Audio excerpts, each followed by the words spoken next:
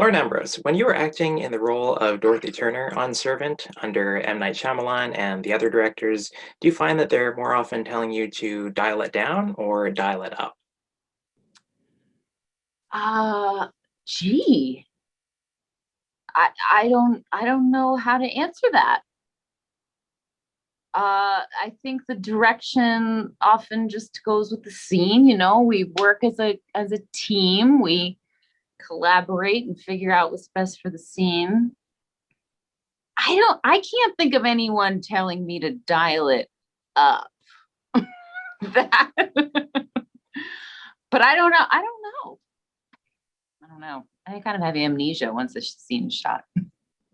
All right, I guess I gotcha. So M. Night Shyamalan, he said that the other actresses who auditioned for your part, they were quite tentative about the mania, whereas he said that you actually tripled down on going over the top, imbuing every moment with vibrating pain. So I'm wondering what your read of the part was, and like what you thought they wanted you to bring to the audition. Well, I didn't know what they wanted me to bring to the audition, but I just read it and tried to make sense of it as best I could, which is, this lady who's been through this terrible trauma. So she's, wearing this mask and sort of performing, and she has this doll. She's so deeply into this trauma that she can't even bear to look at it, and to the point where she believes the doll is her baby. So I thought, well, what kind of person, and she's such a perfectionist, she can't have had this failure. So I kind of went from there, and I don't know, just interpreted the words as they seemed best appropriate. Do you know what scene it was and if it ended up in the show? Um, Probably just stuff from the pilot, from the first episode, Hmm. where we're meeting Leanne for the first time, where we're bringing the nanny into the house. Or Sean and Dorothy are bringing nanny into the house for the first time. I think that was the stuff that Knight and I worked on before I got the part. Yeah. What do you think Dorothy's happy ending is at this point? Is she hoping that she'll have Leanne still in the family?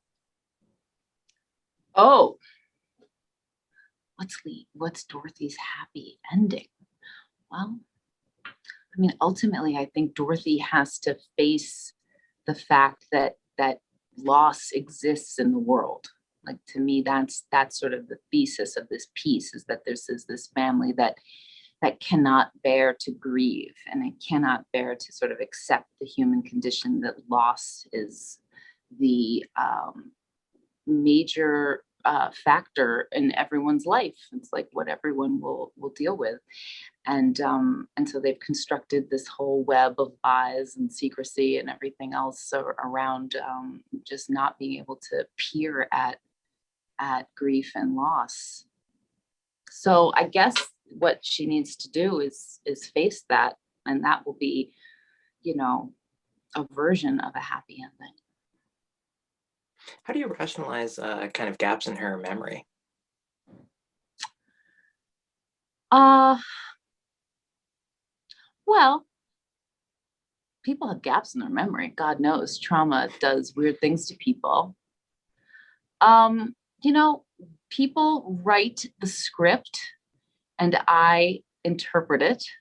And so it's not really my job to rationalize it as much as it is to just do it, and do it with, uh, as best I can, that makes sense to me and makes it feel real to me and to the directors and the other actors that we're working with. So yeah, but I suppose I could, if I was to, analytically look at it, that I mean, I definitely have some gaps in my memory around, intense times.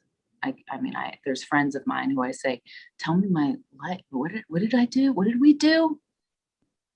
You know, just because it was like, I don't know, intense teenage times or whatever, when you have like big feelings, I think things can, I don't know.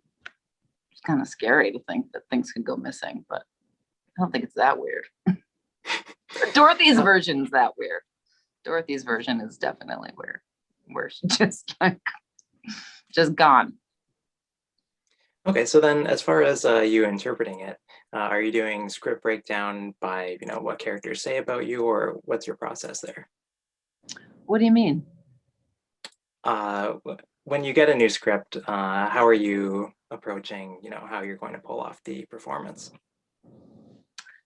Well, at this point, it feels, this is the season 3. And so, gosh, we're on episode 9 of season 3. So we've made 29 episodes of Servant. So now at this point, it feels like this continuous thing that, has all of the rehearsal of the last 28 episodes leading up to the current moment that we're in. So often that's a big part of the process. And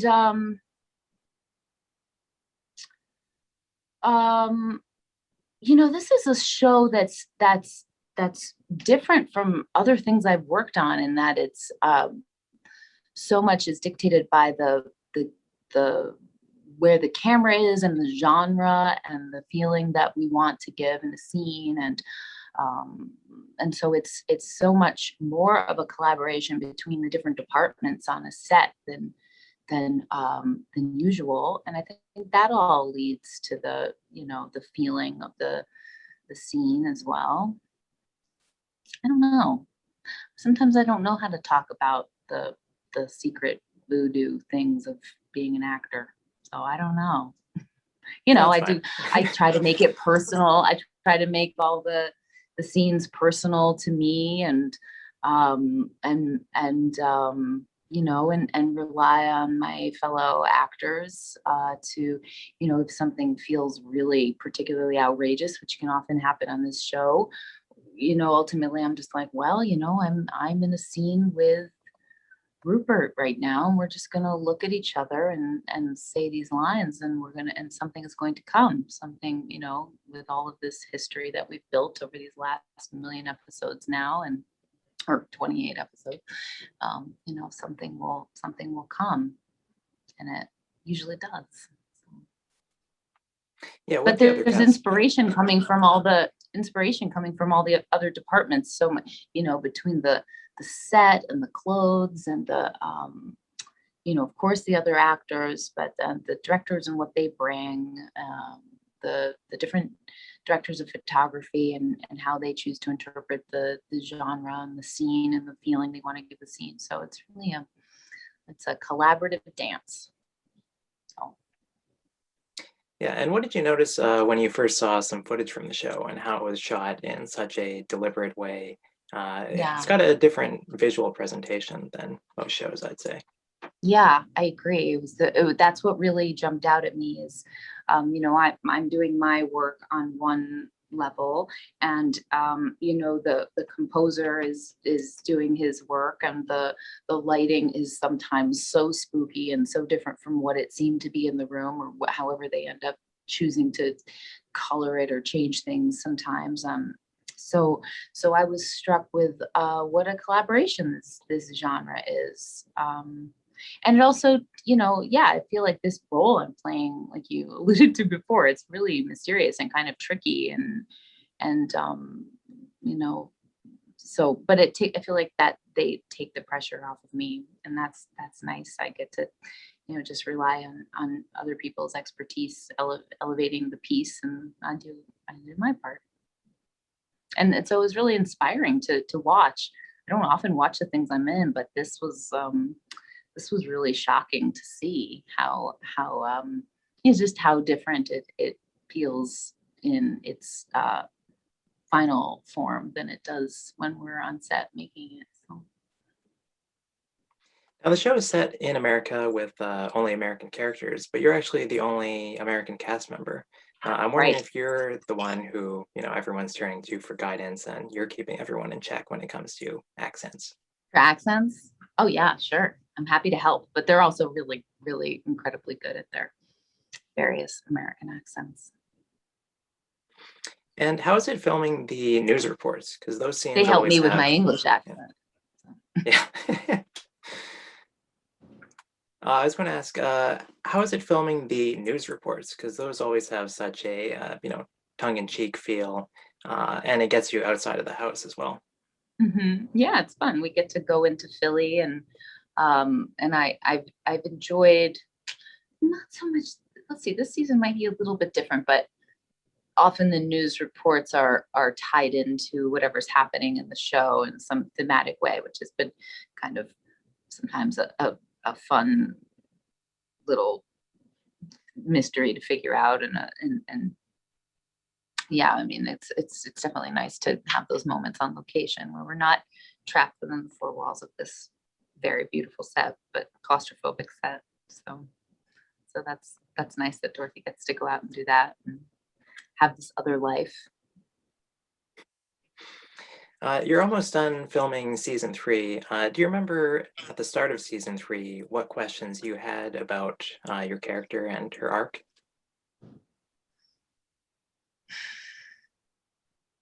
Gosh, it's hard to the seasons 2 and 3 are kind of running together for me.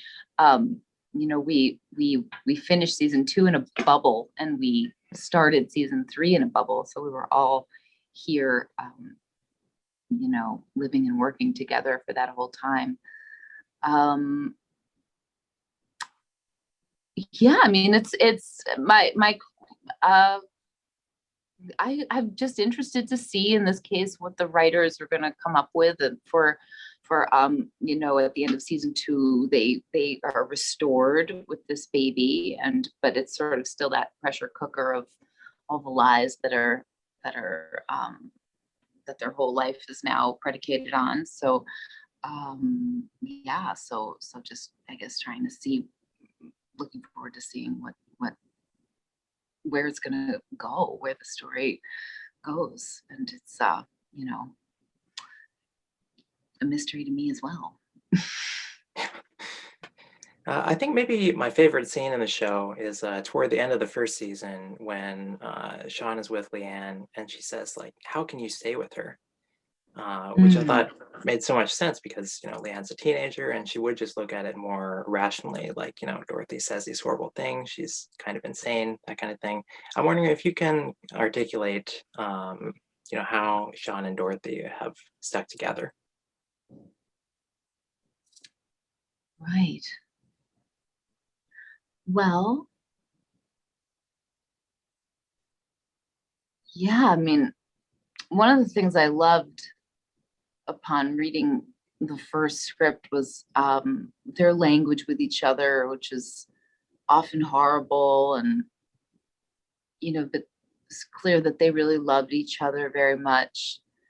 Um, sort of accepting each other's flaws, and um, and just the idea of exploring a marriage is in through this genre is interesting to me, like exploring the kinds of things that could happen with raising children or in a marriage, or with not giving yourself over to the reality of loss or passage of time, um the kinds of ways we like hold ourselves back from spiritual growth, uh or how we hold each other back from spiritual growth. I mean, these are big ideas and interesting ideas that I think it's cool that we can explore them in the genre. Um, yeah, Yeah, how do you think religion and faith play a role in characterizing Dorothy? and for Dorothy, yeah, no, I don't. I think she's a pretty pragmatic soul, and and in keeping with my idea about that uh, she has to face her own lack of control and her own lack of being able to have everything in life go exactly how she imagines. Um, that's sort of her version of having to come to if and when she ever does, that's when we will see her have some faith and some god or some religion in her life, but we haven't yet, really. Right now she's, our show dances between what's supernatural and what's real and realism, and what could be explained by the sort of physical facts of the world, and what could be a miracle. And I think Dorothy resides in the camp of, the facts of the world part, even though she's bearing the reaping the benefits of the whatever is going on with Leanne, and her abilities to restore the family. So yeah, I think that'll, to me, that's maybe the most interesting theme of our show. And I'll be interested to see what happens to Dorothy eventually. I'm not, I don't write it, but I hope that I would imagine that's where we have to head, to find out what she can actually face. Yeah. Yeah, I think we would like to see that. Okay, Lauren, well, thanks very much for chatting with Gold Derby today. Sure.